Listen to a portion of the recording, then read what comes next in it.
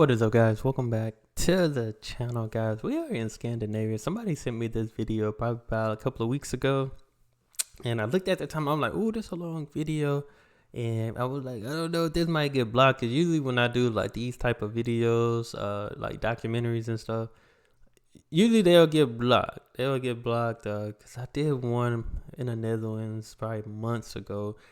It got blocked, and I don't even know if it got cleared and posted, but I did one like this for the Netherlands, but we in Scandinavia with it. We finna check this out and see some hidden paradises in Scandinavia. So y'all sit tight. This is a long video. I might not be doing too much stoppage on this one simply because it's long and I don't know what it's about to I mean, I'm sure, of course, it's going to be showing nature and stuff like that. But yeah, I'm going to be doing some talking in this video. So y'all hit that subscribe button. Sit tight, give this video a thumbs up as it helps the channel. Let's check this out. Make sure it's not too loud. I ain't gonna lie, I just woke up. And then kinda already started off loud. Get factual. Swedish Nobel Prize winner Dag Hammarskjöld was convinced that whoever is born in Scandinavia has won first prize in the lottery of life. Not the lottery of life.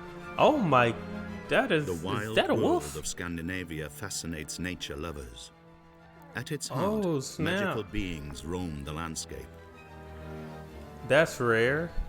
In the south, grey seals sun themselves on the Baltic coast. Oh snap. In the north and west, huge mountain ranges with deep fjords are among the great wonders of nature. Let me see, I think I can turn it up a little bit more.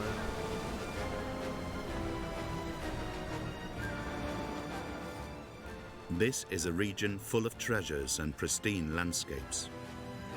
Dang. Here, conservationists and researchers work with great enthusiasm to ensure that they remain Scandinavia's hidden paradises.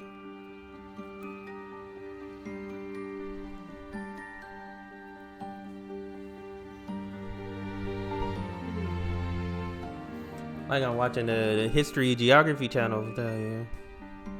The name Scandinavia comes from Old Norse and means dangerous peninsula, a reference probably to sea currents in the south.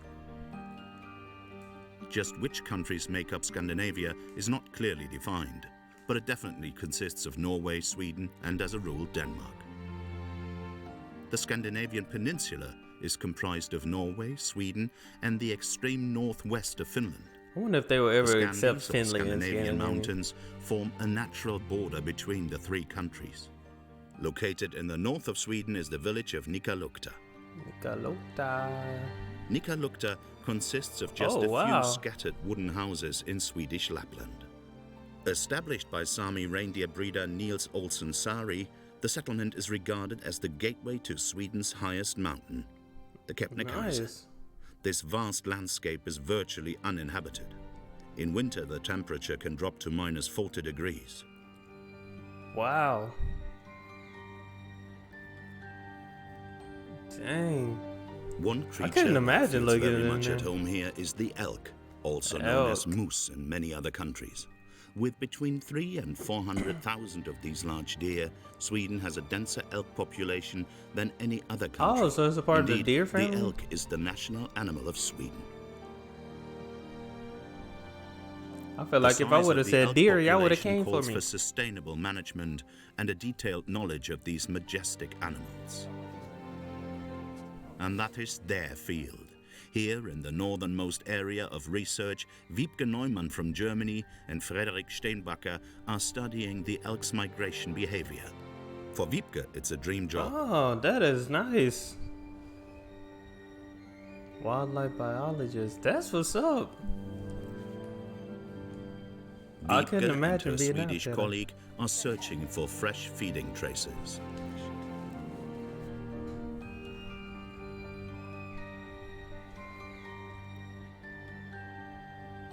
What is he? Project Man? Oh. Interesting. To find elk in this huge area, the researchers have to use a helicopter. Today they aim to tranquilize individual animals and fit them with a GPS collar. Animals that are already registered will be given a new collar. The research project has been running for 10 years now, and the two biologists work well together. This is an interesting job. I need to find a video world's most interesting job. Lots of experience. He has already tranquilized lots of elk. He fires from the helicopter, leaning out when he's just a few meters above an animal. Frederick and the pilot work really well together, so I'm confident that everything will be successful. That's nice. First of all, the team will fly west. The two experts know the elk's habits and where they need to search for them. In winter, the elk's diet consists mainly of birch and willow branches, which they find in the valleys.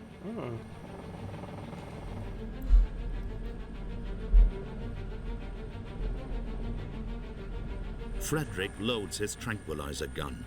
He can dart an animal from the air. Oh, they got a good amount of them right there.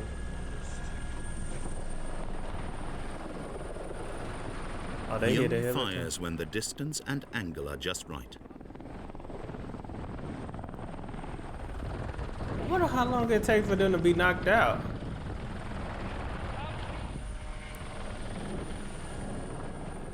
This is an interesting job. The cow elk is an old acquaintance. Oh my gosh. She's already wearing a GPS collar, but it needs to be replaced to ensure that it will continue to transmit reliable location data. That thing is huge. Frederick measures the cow. We'll start with the hoof. 14. Front hoof width, 42.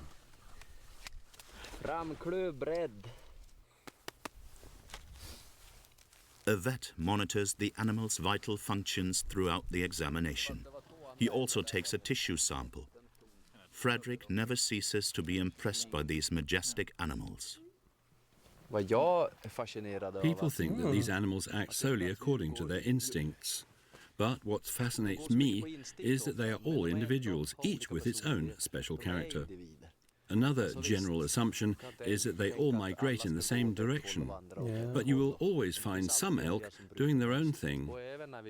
And when we work with them, some stay really calm, while others are stressed out. And some just won't shut up.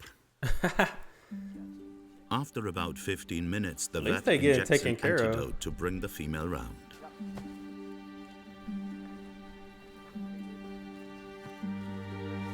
Wow. Elk can suffer from heat stress even at a temperature of 14 degrees plus, so tagging is always done in winter.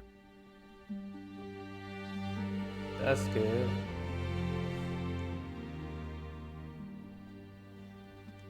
Okay, it's getting a little strength back. There you go. From now on, the GPS data transmitted at regular intervals will once again enable the researchers to monitor this cow elk's every movement. Good. That's good that they're still able to even just stand right there while they get back up. So it's not a harmful animal at all. Because in contrast to their more residential relatives in southern Sweden, elk here in the mountains of the north like to migrate. Dang. In winter, however, in the region around Nikkaluokta, elk only migrate short distances, or they stay in the valleys. With the onset of spring, the elk start to migrate to higher pastures.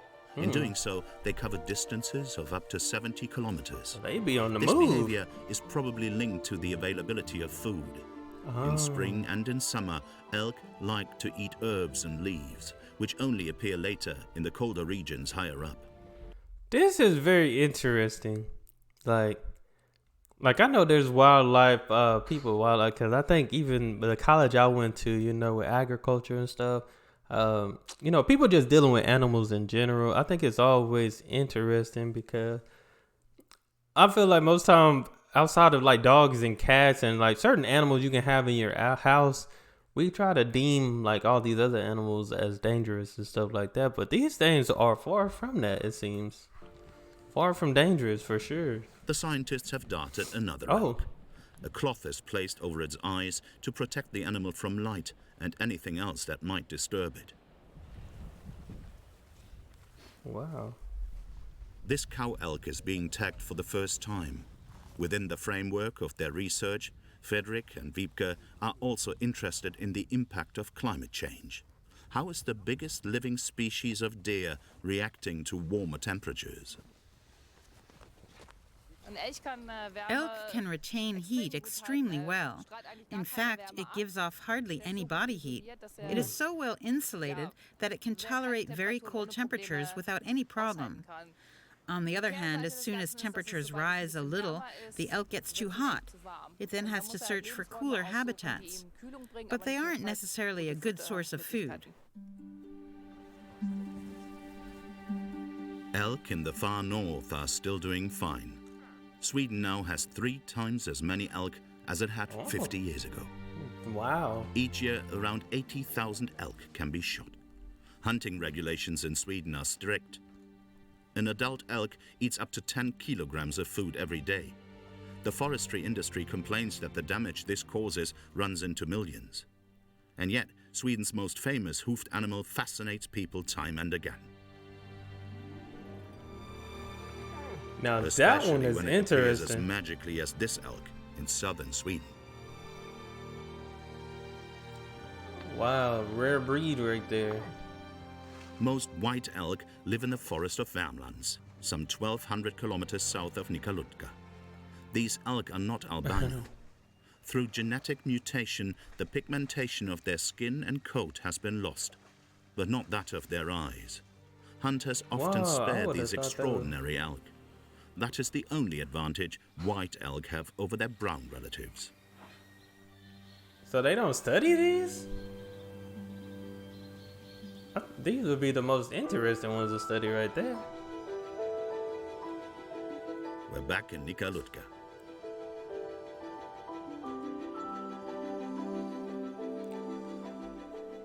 After her successful mission, Wiebke Neumann checks that the collars are transmitting data.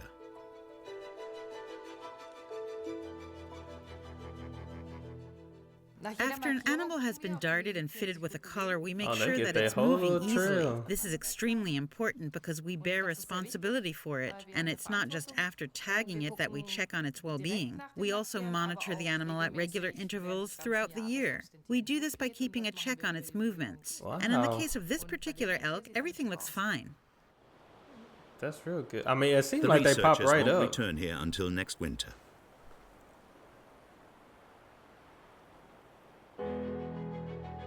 Wow. Norway, Sweden, Finland and Denmark have a total population of no more than 27 million, concentrated mainly in the towns and cities. The region was only settled after the last ice age, around 10,000 years ago. The migrants came from 2 directions and 2 cultural areas, some from present-day Denmark and Germany. The other wave of migrants came from the northeast.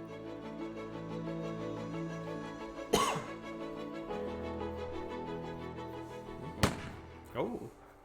A minority comprised of some 900 Tatars settled in Finland. They came to the region in the early 19th century as Russian soldiers and merchants.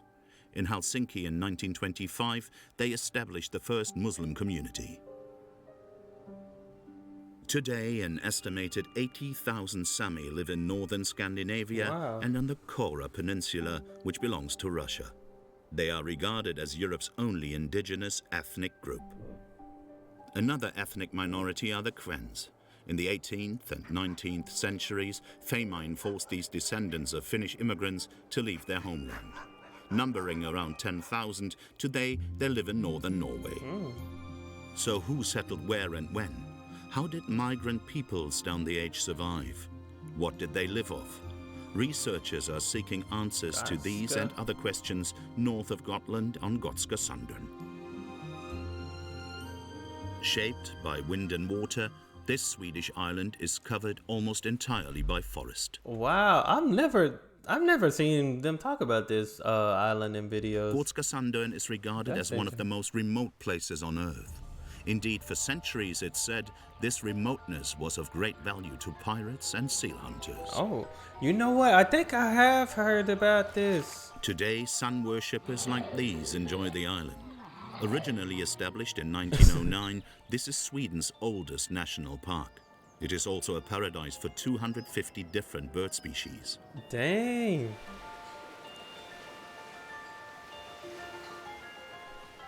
At this idyllic location, a team of Swedish and German archaeologists and divers headed by Johan Rönnby are on a special expedition. Okay, I think I remember hearing them talk about this island. And one of the videos, it was brief. It was very brief though. You know, I think they would just mention it and just, you know, but The wooden beam has caught their attention. Look at these wooden nails, often to get them to be even more tight. You can have a small wedge in the middle where you have to bang into to make them spread out. It's nothing but wildlife out there. The lower deck. Yeah, and they're quite heavy on it. Not the drone. Johan and Robert hope that the drone will provide an overall view and locate more pieces of wreckage on the beach or in the water. That's interesting. Yeah. Alone out there. Exactly. Dark shapes are always promising. It's probably 8 meters in length. Well, that's possible. What is that? It's very possible. Or a big container. In such cases, Johan Rönnby literally likes to get to the bottom of things. His experience of shipwrecks in the Baltic is virtually unparalleled. Oh. Underwater interesting jobs here. Together with research diver Robert Lehmann, the underwater archaeologist is about to make the first dive here. Close to the shore, that isn't easy. What's more, rocks and other traces of civilization are soon covered by seaweed. Oh, that thing was blending in with the sand. Good. Johan and Robert are searching for the structure that was so noticeable, but their work is hampered by the swell.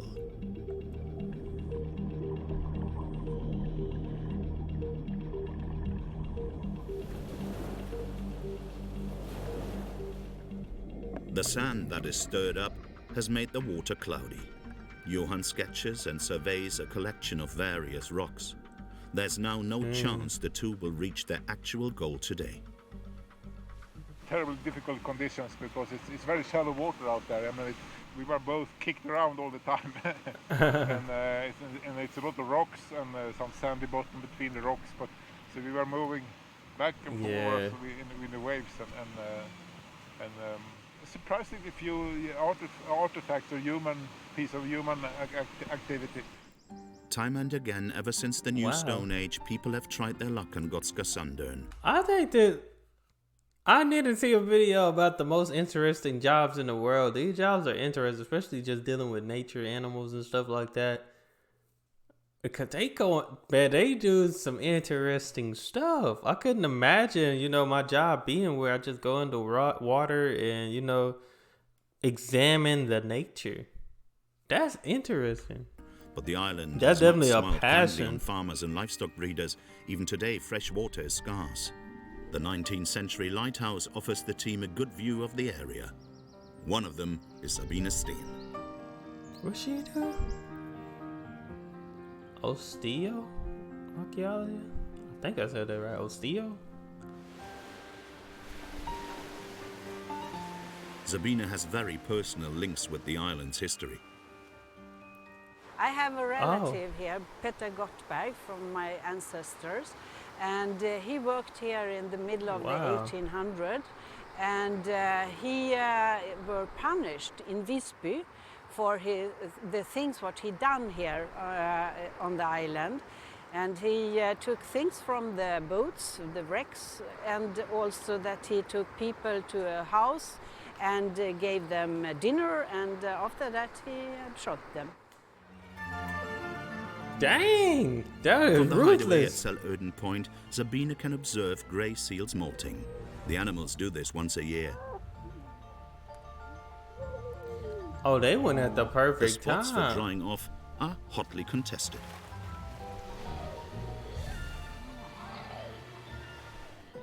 Wow. The island was already home to grey seals some 6,000 years ago. A skull dating back to the time has been found here. Och då har vi You can see where the nose and the eyes were. och så ögonen. Other finds, like an axe from the Stone Age, Wow. shears That from the stone Bronze still Age, look fresh. and Viking pearl jewelry bear testimony to human settlement on Gotska Sandön. Wow.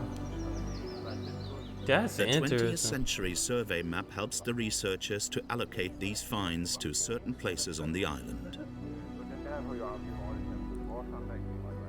The team also has a leader's scan to refer to because the Swedish government had the island scanned with a laser. Angular and round structures indicate human constructions. Säluden Seal Point seems particularly promising. But to the layman, it just looks like an ordinary sandhill.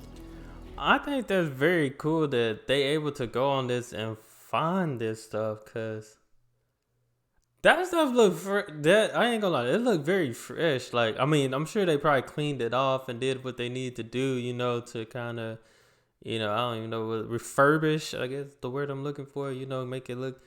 That is cool. That's different. The team think the earth might contain the remains of settlements and graves.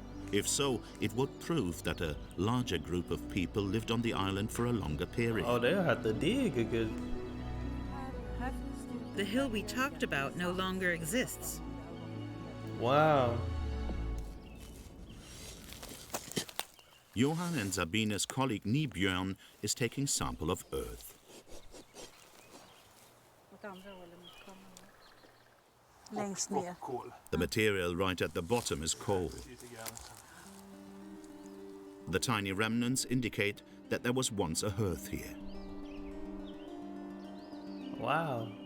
Every find, no matter how small, tells the archaeologists more about life on the island. Sabine has found bone fragments and teeth in the sand. Oh my gosh.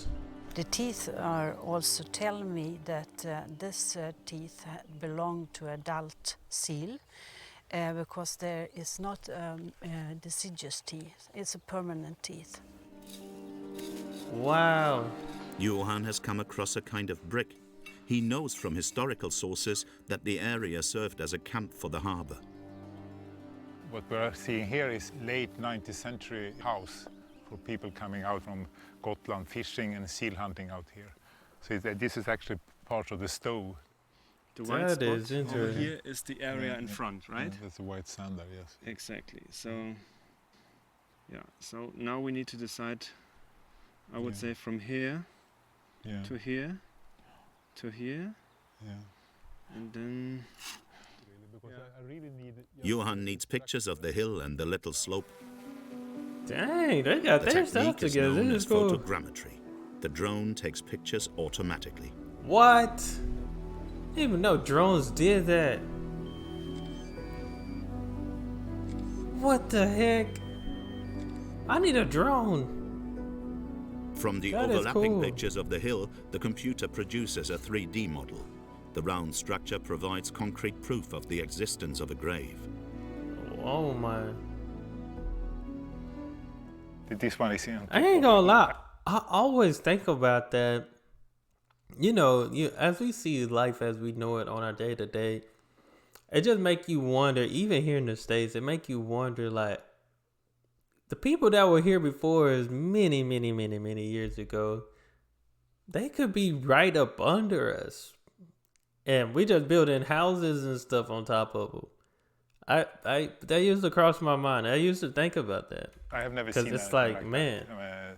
So it's a peculiar place where they put this graveyard. It almost looks a little bit defensive. Their first foray on the little island of sand has whetted the team's appetite.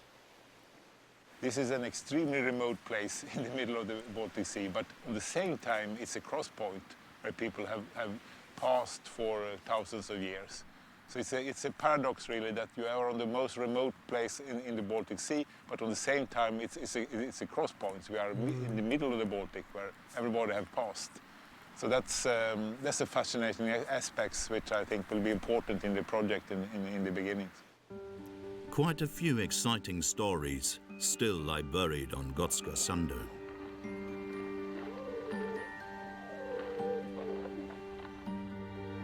The wild landscapes of Scandinavia are home to many large predators. Well, that looks like the iceberg that took out the Titanic over there. And on Spitsbergen, you are likely to encounter one of them. The Norwegian archipelago is the habitat of around 3,000 polar bears. And they're doing fairly well here. Polar bears are like the most unique animal ever, I think. The Arctic tundra is home to the musk ox. A herd of these long-haired sheep oxen, to translate their Latin name, were introduced into Norway in the 1950s. That is cool. Some of the animals migrated to Sweden. Look at that, look like the iceberg took out the This Titanic. icy world is still full of life. Wow. But researchers have found that over the last 50 years, average winter temperatures around the North Pole have risen by several degrees. We can only hope that the killer whales swimming off the Lofoten Islands will be able to hunt herring for a long time to come. There's good news for the Baltic, where the number of seals is gradually increasing. Okay. Besides grey seals, the common seal is also found here. Further north, ringed seals are also encountered. One of the rarest species of ringed seal is found only in the waters of the Finnish Lake District. I don't think I've seen those before. Covering an area of more than 4,000 square kilometers and with more than 15,000 kilometers of shoreline, Lake Saimaa is the biggest in Finland.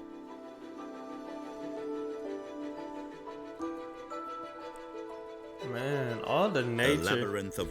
We have a lot of nature here in Texas. It's a lot of land out here, especially when you're like passing through in small towns. In my town, we got a lot of land around where I am in East Texas. But going towards like West Texas and stuff, it's so much. I ain't gonna lie. Sometimes I'll be wondering I'm sure it's many different animal species and stuff like that. But you just like, man, what are they gonna do with all this land? Because I'm telling you, West Texas is straight nature. West Texas is.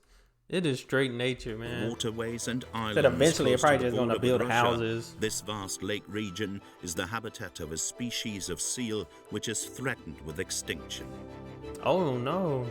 The Saimaa ringed seal. When the land rose at the end of the last ice age, the species became isolated in the newly created freshwater lake. Today, there are around 380 ringed seals still living in the Saimaa Lakeland region. They are the last of their kind. Wow. One man who works tirelessly to protect the precious seals is Ismo Martinen. Ismo's father was active in seal conservation, and his son has followed in his footsteps. That's what's up. Is Ismo's home. He knows the lake better than anyone else.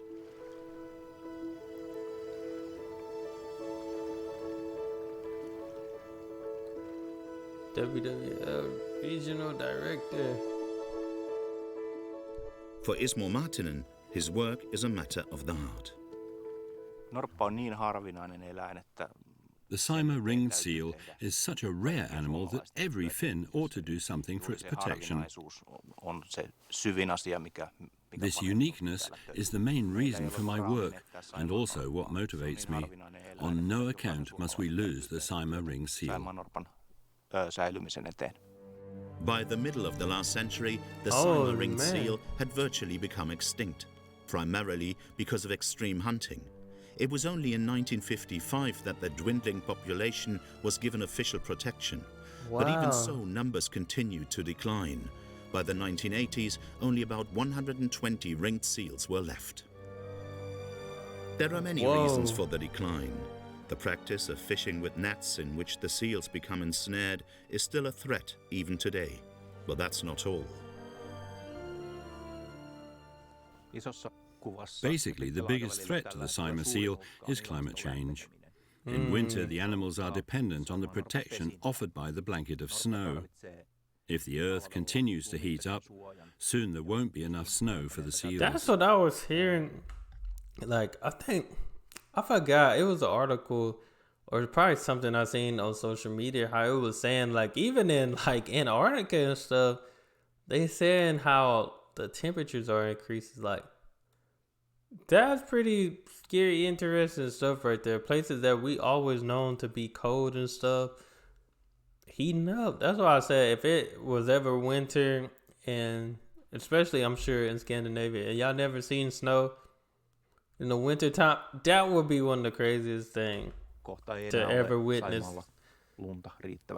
That's how we know the world is The really mother seals normally changing. use the snowdrifts on the shore of the lake to build birth caves for their offspring. Without these snow caves, that's nice. the baby seals would be totally at the mercy of predators and the cold. Their chances of survival would be Look at the virtually little non-existent. fins, feet. Every year, conservationists and volunteers mount a unique operation to save the Saimaa ringed seal. They pile up snow at places where the seals are known to give birth. That's Through nice. a hole in the ice, the females are then able to create birth caves for their young in the man-made snowdrifts. Every year in early May, as soon as the snow and ice have melted, Ismo Martinen sets out to count the number of newborn pups on the southern edge of the lake. Oh snap, he go out there by He heads for himself. previously marked spots where he thinks birth caves could be located. Even if the snow caves have long since melted, as a rule on the bottom of the lake, there is still evidence of seal birth in the form of placentas or fur remnants. In this way, the seal offspring can be counted without the mother or the young pup being disturbed. Oh, It he might died be too. cold, but Ismo has no choice. He has to enter the water. What? The water has a temperature of no more than 3 or 4 degrees, so you need to be well insulated. Oh my god. This is just a normal Finnish summer. Diving in the area of the abundant birth caves is part of population monitoring.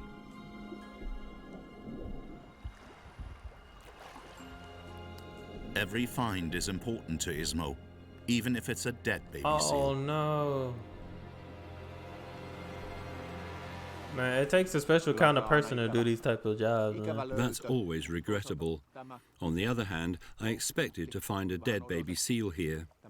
The mother has already given birth to 3 dead pups, so I Dang. feared that it might happen again. It's a sad day. It's a setback, but not one that discourages Ismo. Protecting the seals is a large part of my life. My father started this work back in the 1960s, and I promised him that I would continue it all my life. That's nice. And the successes achieved over the last few years are just a reward for Ismo's efforts and commitment. Situated around 100 kilometers further north, in the heart of the Saimaa Lake District, is the Lilansaari National Park. It contains the highest numbers of the rare ringed seal. Here, amongst other things, scientists from the University of Eastern Finland are studying how ringed seals are reared. Miri Koivuniemi and her French colleague Vincent Biard are establishing a scientific basis for protecting this endangered species. For Miri, it's more than just a job. Oh.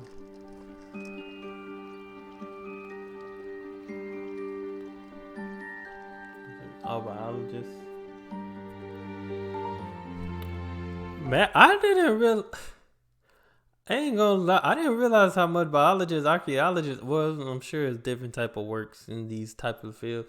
I didn't realize how much they do. Man, I feel like if I was an archaeologist, biologist, I would definitely have to learn how to be a, deep sea diver or something like that. That's pretty cool though. The most interesting jobs in the world. The researchers set up special cameras at sites where the seals like to rest.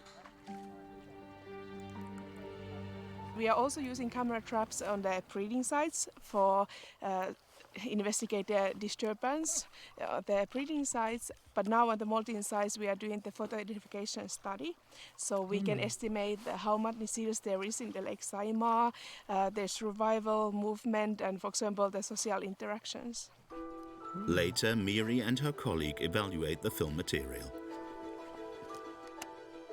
It's 94D. There's 340 photos. In spring, the scientists spent most of their time observing and photographing individual animals. In late May, ringed seals begin to molt.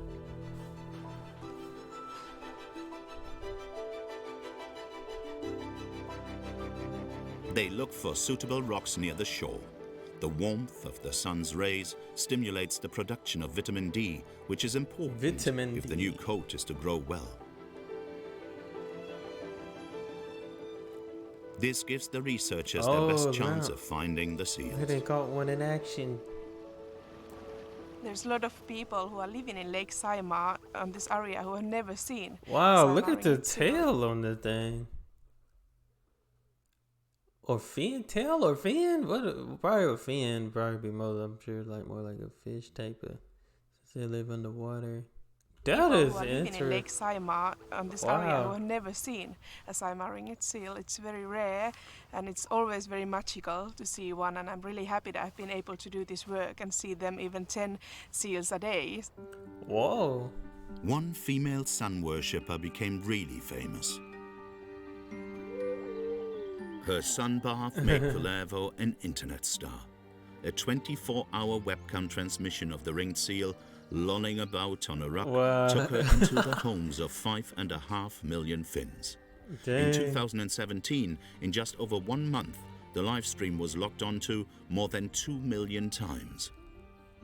Since then, cameras have been placed at a number of spots. Look at that. Back at their quarters, Miri and Vincent are looking at the film material. That's pretty cool. In addition to the rearing activities of the seals, the two scientists are interested in their coat patterns. Each animal has its own characteristic rings, which thus enables it to be identified. This is another way of monitoring the population.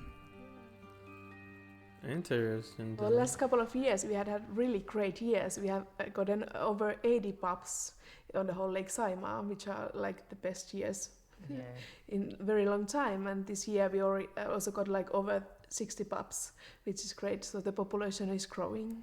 Yeah, but it's important to remember that they are all not living next year. Like there is quite this high mortality rate. So although there is 80 pups born, maybe, I don't know, like 30% might leave. Even half. Yes. Oh my god. The Saimaa ringed seal has become a symbol of Finland's fascinating lake scenery, one of many natural paradises which need to be preserved.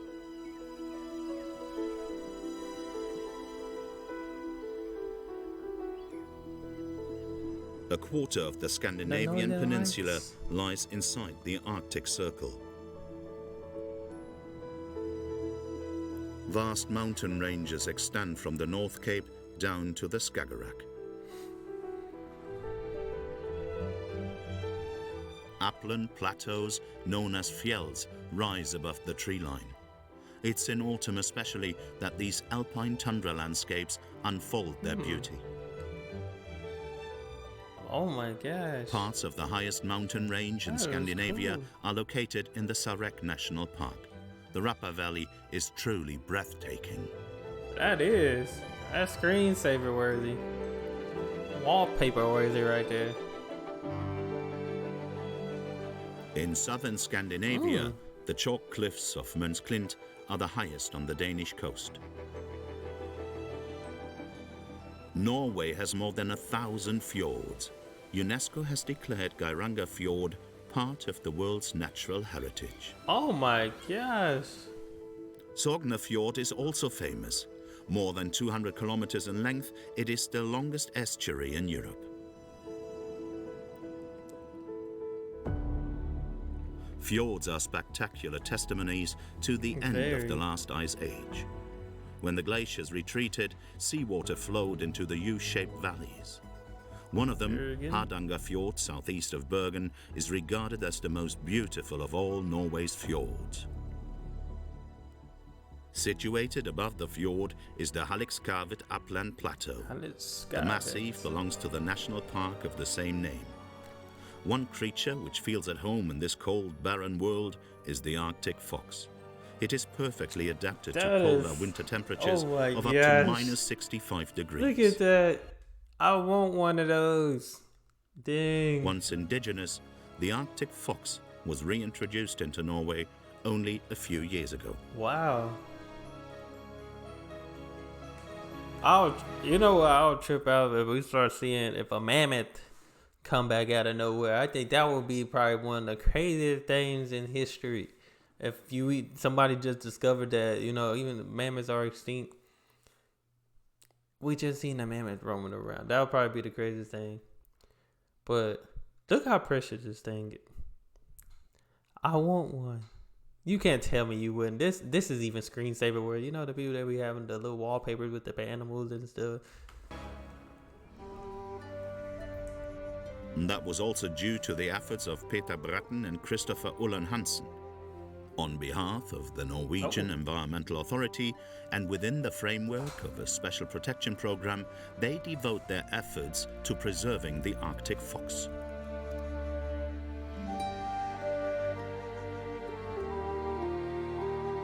National Park Ranger.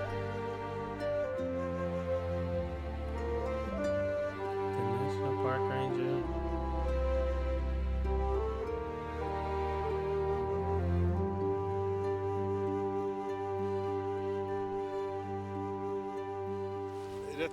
First we'll head for Fragavatnet, then for Fragavatnet Newton and Omstrand. Not via Dalsbrook? Maybe we'll do Dalsbrook first, go round and descend back there. Fine. The two start out on their trip to the foxes from the little town of Finse.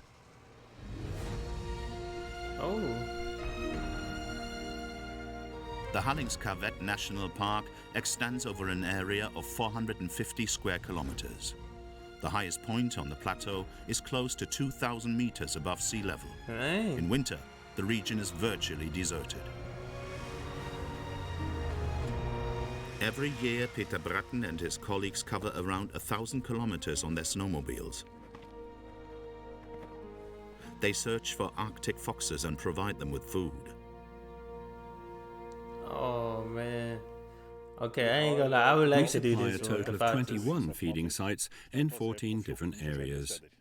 They are located next to old dens which Arctic foxes have used for thousands of years. We do that to get Arctic foxes to settle in them once again. The species, don't forget, was wiped out here.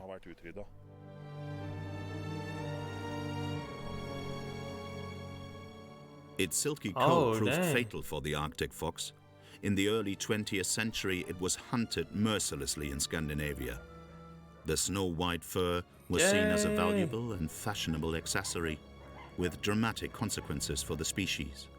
By 1930 or so, there were hardly any Arctic foxes left in Sweden, Norway, and Finland. Dang!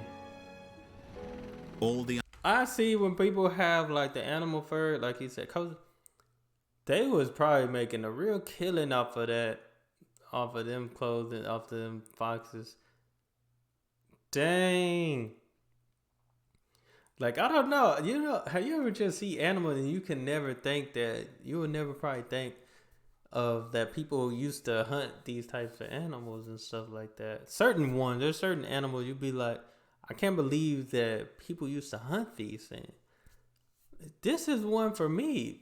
Like, I understand, you need clothes and stuff. Back then, but dang, they were going to work on these. The Arctic foxes in the national park stem from a state-financed breeding program in Oppdal in central Norway. The first pups, 42 in all, were released into the wild here in 2010. Nice. Wow. Until the population has reached a sustainable level, the animals will be dependent on help.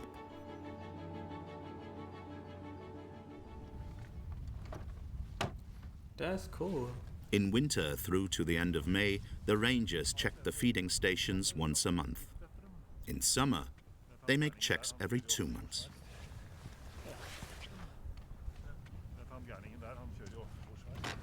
To monitor the foxes and for research purposes, each feeding site is equipped with a camera. At the moment, we feed the Arctic foxes ordinary dog food, which they like. We reckon they enjoy having a fast food restaurant nearby. Looking for traces of the foxes around the stations is also part of the rangers' work. At least they know where to come back to. The men are certain that these traces were left by an Arctic fox.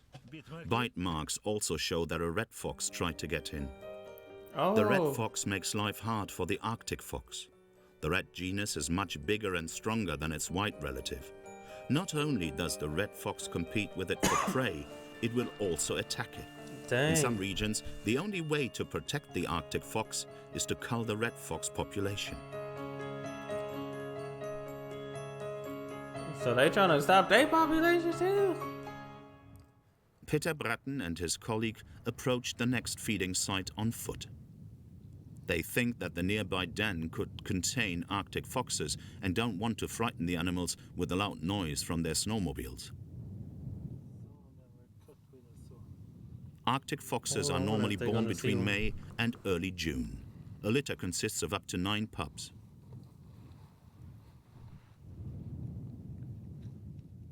Petter and Christopher carefully inspect the den from the outside.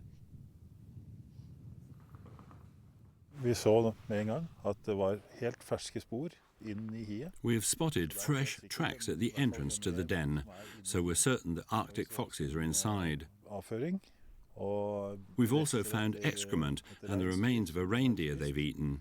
When we looked into the entrance, there was a strong smell of fox. So I have high hopes that when we come back in 4 or 5 weeks' time, we'll find a litter of pups. That's good news. That's good. They multiplying out here.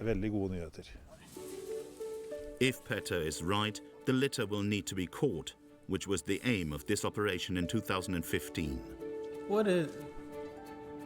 Oh, wow. Oh, my gosh. That thing was really trying to bite him. In order to monitor the development of the Arctic fox population, each newborn pup is tagged with a chip.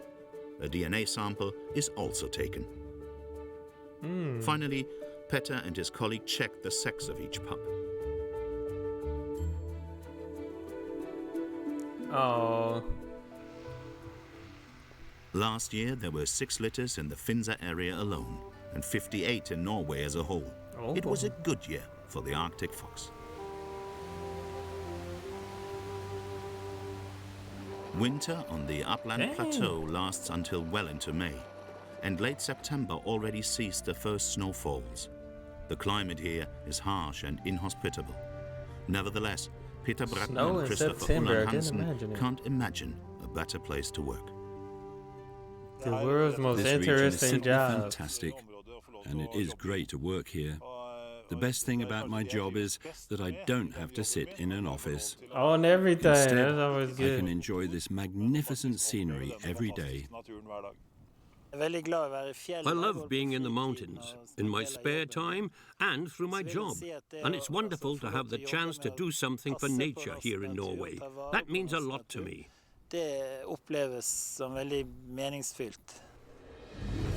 For Christopher, Petter, and all the others, their work really is like winning the lottery. On everything. Wow, I'm glad I got to see this. Hopefully it don't get blocked, because this was pretty good. This was good. This was real good. Yeah, I could title this The World's Most Interesting Jobs as well. Because man, I'm telling you, I was just talking to this about. Well, I was just talking about this with someone yesterday, that it takes a special somebody to do a special job, and this is one of those special jobs. It really takes people that have the passion for it, a special somebody to do these types of things. Because they're taking care of the nature, they're taking care of the animals of the world. So definitely find this interesting, especially seeing animals that I've probably never seen here or never gonna see here. Other than I see deer, but equivalent to the elk. So probably won't see that. Seals, stuff, foxes. Like other than the zoo, I think it makes a huge difference when we see these animals in their natural habitats and just being free. So. But appreciate it. I forgot who sent. I think I seen this in my Google form request. So somebody sent me this. So hopefully you see that I reacted to it. But this was very interesting. This was very interesting, very cool. I'm glad I got to check this out, man. Scandinavia is big. And it got some hidden paradises. It got some hidden gems out there. So, but appreciate you guys. Y'all make sure y'all hit that subscribe button. Send out those recommendations. Y'all be blessed, be the best, and be you. I'm out.